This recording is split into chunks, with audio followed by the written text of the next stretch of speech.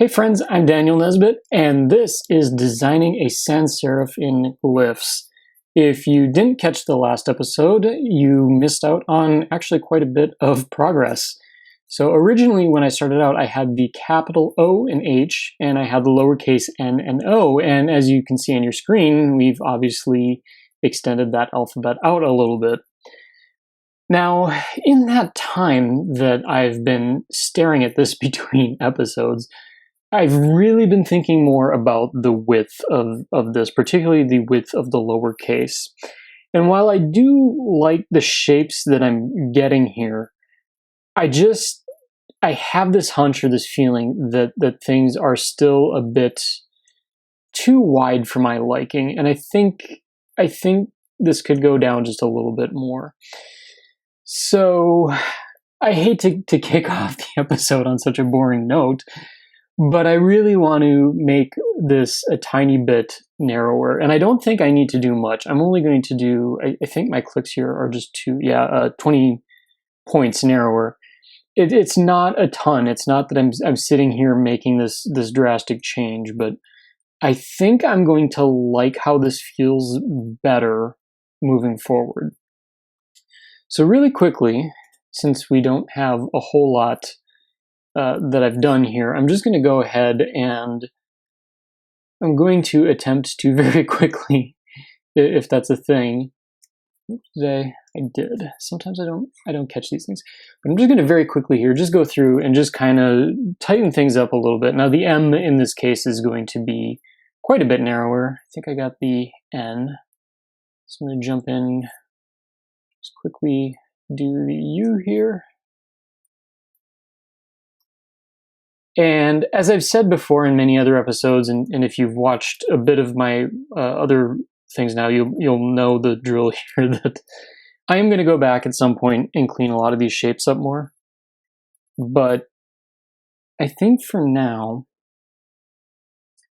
these are going to work a bit better. So,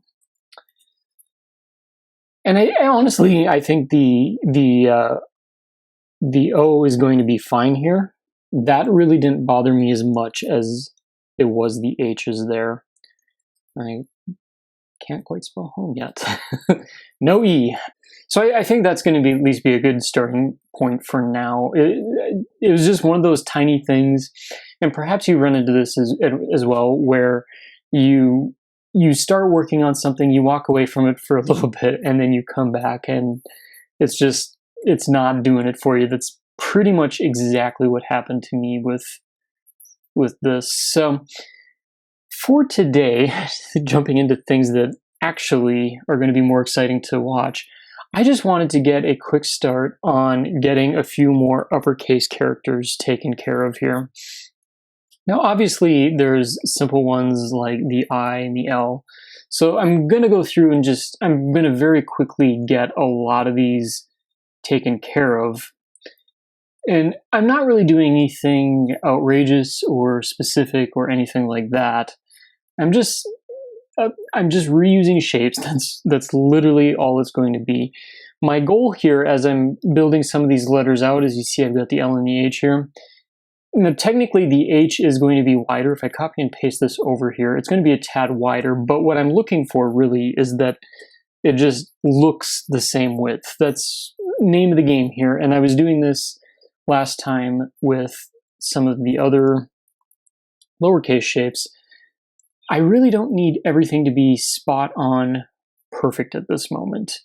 And I'm just giving myself a little bit of permission here to make things sort of work. It kind of gets things moving in the right direction. And that's really all it needs to be. So for the T here, as you probably saw, I was using the L as kind of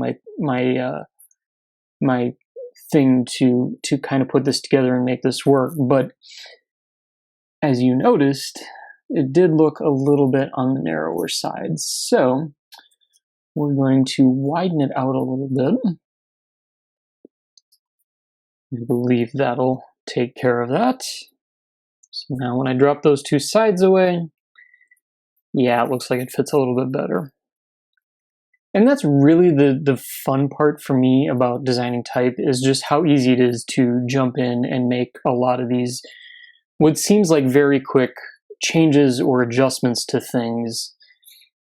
And I've seen this a lot from beginning type designers. I think there's this fear, this feeling that jumping in and doing this stuff right away, that there's a lot of work, or that you've got to come up with every single character separately.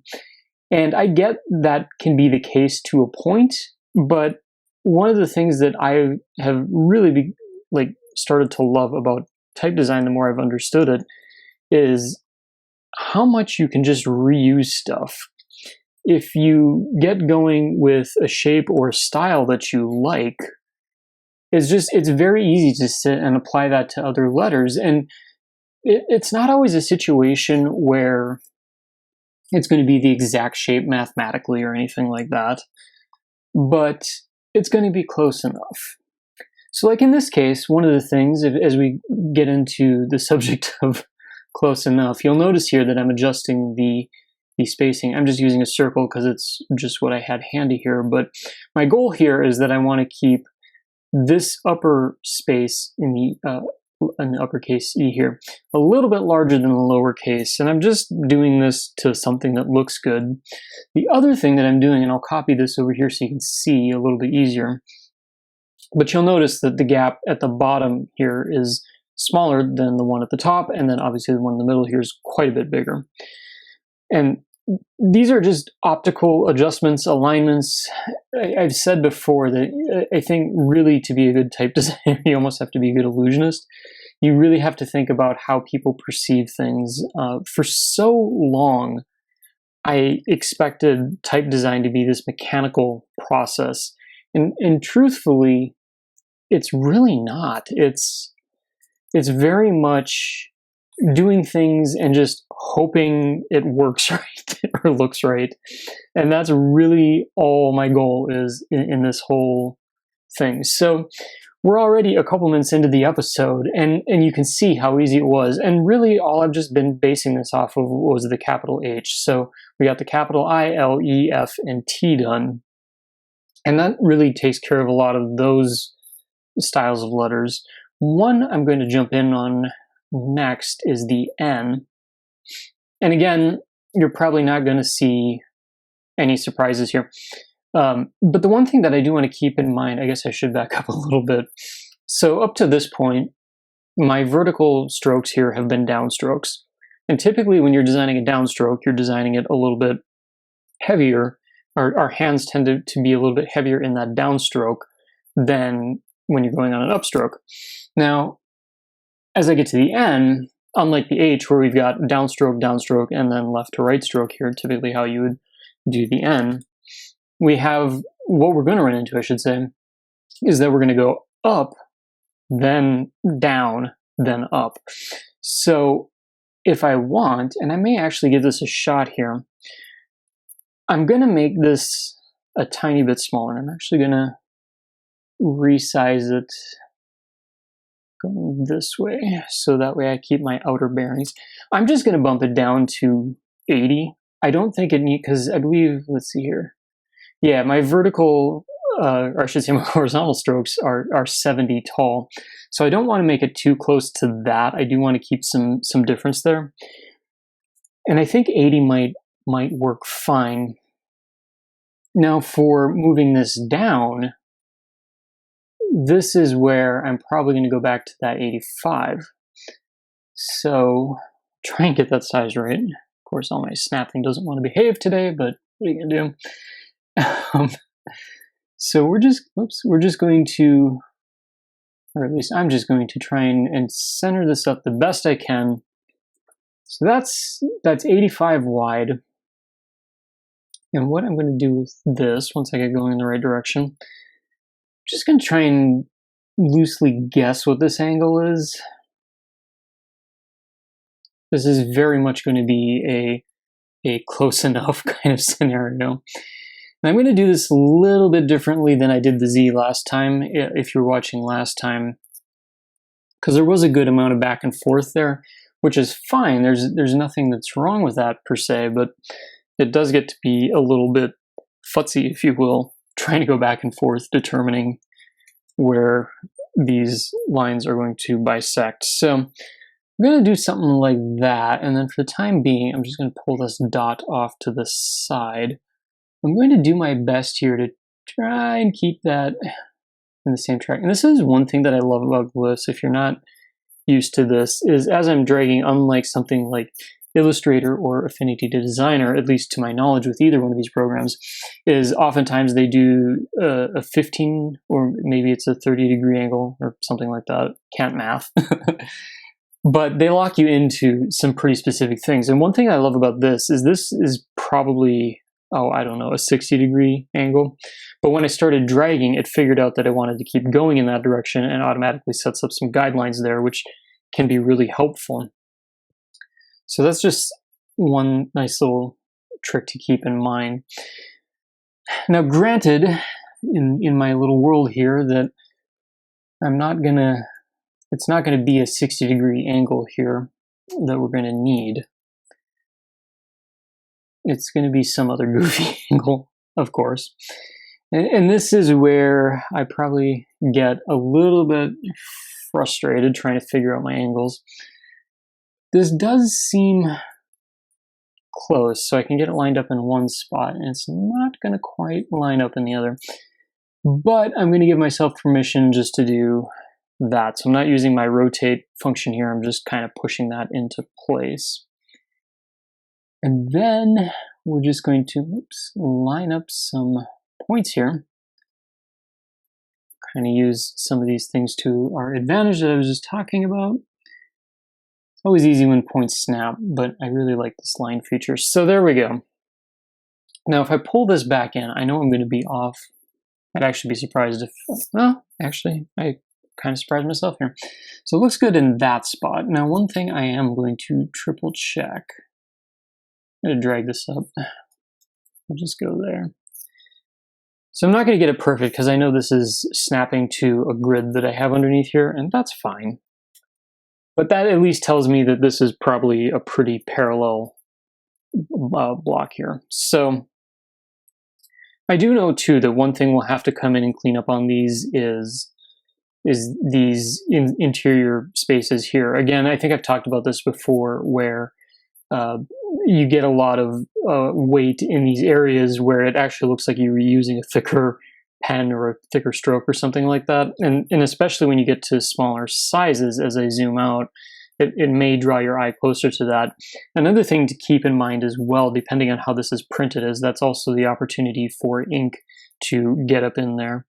And when ink gets in places you don't want it to go, that can definitely create a mess. One thing I'm going to try, and it's only because I saw Jonathan Hoffler mention this in some of his type critiques on Twitter, which I do recommend, assuming it's still going on as of this recording. But I do recommend, if you have a chance, to go take a look at those. One of the things that he suggests, just to kind of help things out a little bit here, is to take this angle here and just taper it in some. And what this is doing, just to kind of give a comparison here, oops, as I go back, I think it was, yep, 2.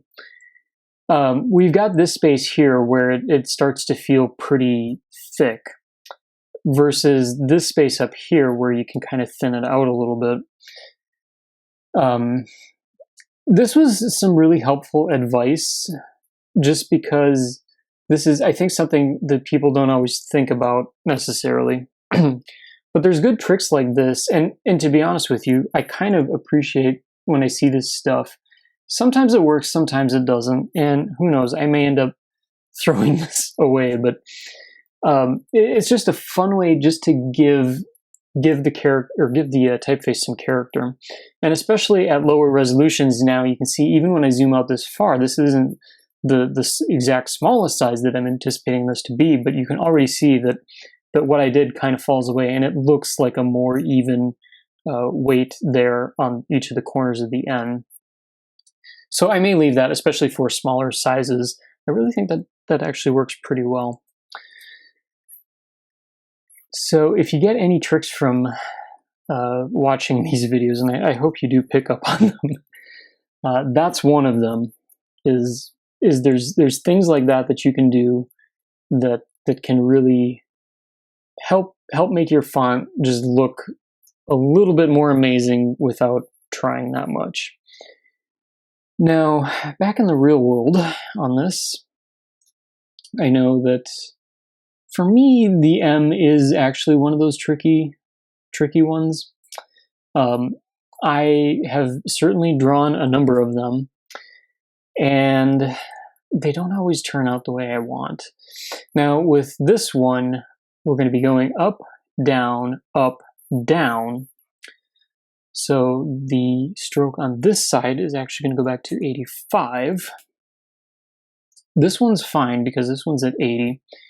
But I am going to mess everything up again because we're also going to be changing the angle of this. And before I get too far with that, I'm just going to rotate this. There we go.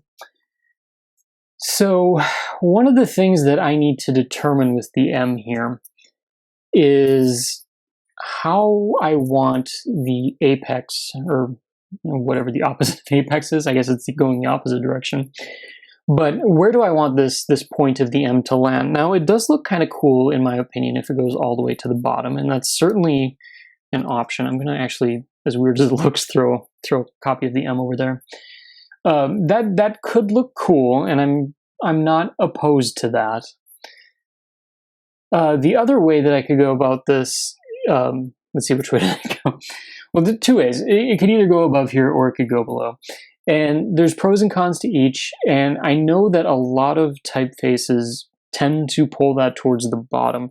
I don't think there's anything wrong with that, but in the spirit of trying something different and pushing myself outside of my comfort zone, we're going to try something new today. So I'm going to do my handy little circle trick here again, and we're going to grab a couple points. I'm just going to pull that in.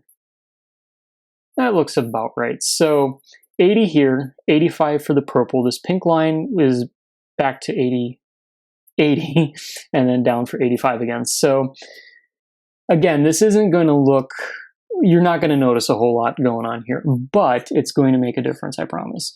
So what I'm going to do then is pull this point. I'm just going to kind of inch it up into where I want this to be because I want it to intersect in those two spaces. I'm going to do the same with this one. Back it in there. Assuming my mouse decides to be cooperative. And then what I'm going to do is take these 2 points and we're just going to snap it to those lines. Now, one thing I'm already noticing here is that, and you probably noticed this too, that I'm off, and this is more than likely to do with the fact that my stroke widths are not equal. So for now, I'm just going to pull that down. And similar to what we did last time, I'm going to throw in a couple points here and just try and line those up, get those red lines showing off for me. Sometimes you got to back it off a little bit. That's okay. And we're going to jump in here and here. Now I'm just going to kind of eyeball this one. I'm just going to be okay with that. At some point I will likely go back in and make this a little bit more technical, but for now, I'm okay with that. So there we go. We've got our M, and already I can see that one thing that I'm going to have to address here is this chunk, because similar to our other spots, we've also got that weighting issue that we really don't want to deal with. And I think, assuming I get the right point here, I think this might just be a simple kind of solution, maybe like that. And for all I know, I could come back tomorrow and decide that this looks absolutely terrible. Maybe it already does. Just bump it out a little bit and see where that lands. So, you know, I really don't know that I'm feeling it on the inside. That's I don't know that that's really what I want. So I'm just going to bump these for now back out. And like I said, I may come back and revisit that, but I think in our poorly, well, actually we can write home this time. So that looks a little better. Actually, one thing that I might do here, sometimes this helps, sometimes it doesn't. But really what I'm wondering and thinking out loud, so you understand the method to my madness here, is I'm just going to jump in and see if I can make that meeting point just smaller in general. Now, I know that's going to be off center a little bit, but maybe that's all it needs. Because one trick, or one, I guess, thing that I've run into, and actually I just realized that probably needs to be more like that, because I knocked my thing out of whack there. But one thing that I have noticed in general sometimes is I had always assumed for the longest time that this point down here needed to be the same width as typically my heavier stroke. That's not always the case. It doesn't need to be, and sometimes it might even look better. See there, now you kind of get a better joining point there. So that's one trick you can do, and you can even do this in the upper corners of the M or the N like we were just on as well. These are just a couple different tricks you can do to make it look a little bit nicer, or kind of help that join out a little bit. Again, it's just, typography is just full of these little tricks, and I'm always happy to pass these on. It's certainly been a lot of trial and error on my part figuring this stuff out. I can imagine that it's probably frustrating for people, especially as they're starting out, that you might not get it on the first try or the first go, and you could look some of this stuff up until you're blue in the face, but sometimes you just need to run across that YouTube channel that says, hey, here's an option. I'm hoping that's what I'm providing here. So we've got the word home. That doesn't look too bad. I do kind of enjoy it. And now that I see this too, I really was going back and forth prior to this episode, figuring out if I wanted that to come down, but I really think we're okay there. So again, in this episode, it's great. We're kind of getting some more pieces put together here. I do think a lot of this is really starting to take shape. And really what I'm looking for is kind of those details that we can jump into and really start to make this font its own, and not just look like the next Helvetica or whatever the next grotesque is that comes along that everyone loves. So at this point, I think we're going to call this one a stopping point for this week, but next week we're going to continue on with this, and we're going to start getting into probably some more technical stuff too, particularly with the capital curved letters. And moving forward, I'd also like to get into some of that with the lowercase as well. Up to this point, doing the straight or the square letters, if you will, it's usually pretty easy, and it's a lot of this instant gratification stuff that I'm sure everyone is enjoying, but I really think the fun's going to start with some of the more rounder shapes. So I hope to catch you then, and as always, feel free to go ahead and hit that like button. As always, I appreciate anybody who decides to subscribe to my channel. I'm trying to push these out once a week. And if you have any questions, comments, or just insight into my process in any of these videos, I always encourage you to leave a comment. It's not only for me to learn from, but I'm also hoping to leverage that as a learning opportunity for anyone else who comes in and watches these videos. So as always, thanks for watching, and I'll catch you next time.